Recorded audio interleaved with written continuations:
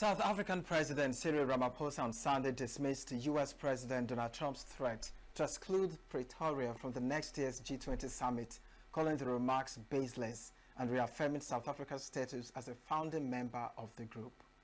Earlier this week, we formally handed over the G20 presidency for 2026 to the United States, observing the appropriate diplomatic protocols.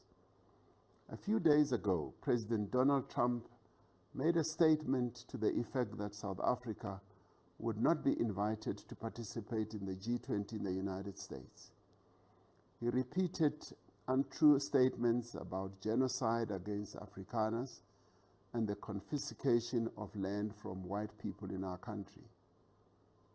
We must make it clear that South Africa is one of the founding members of the G20, and South Africa is therefore a member of the G20 in its own name and right. We will continue to participate as a full, active and constructive member of the G20.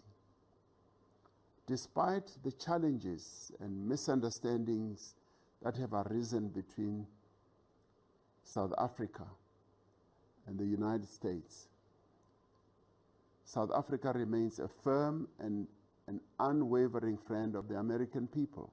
As a country, we are aware that the stance taken by the United States administration has been influenced by a sustained campaign of disinformation by groups and individuals within our country, in the United States and elsewhere. These people who are spreading disinformation are endangering and undermining South Africa's national interests, destroying South African jobs, and weakening our country's relations with one of our most important partners. The G20, which brings together 19 countries plus the European Union and now the African Union, concluded its annual summit under South Africa's presidency earlier this month. Pretoria invited 16 guest nations, including several African states, regional economic blocs and financial institutions, to broaden participation in global economic governance. All G20 members attended meetings throughout the year, except the United States, which skipped the Leaders' Summit and final preparatory seasons. Washington cited the same allegations Trump reiterated this week as its reason for staying away. Despite the diplomatic rift, South Africa formally handed over the presidency to the United States for 2026, observing protocol.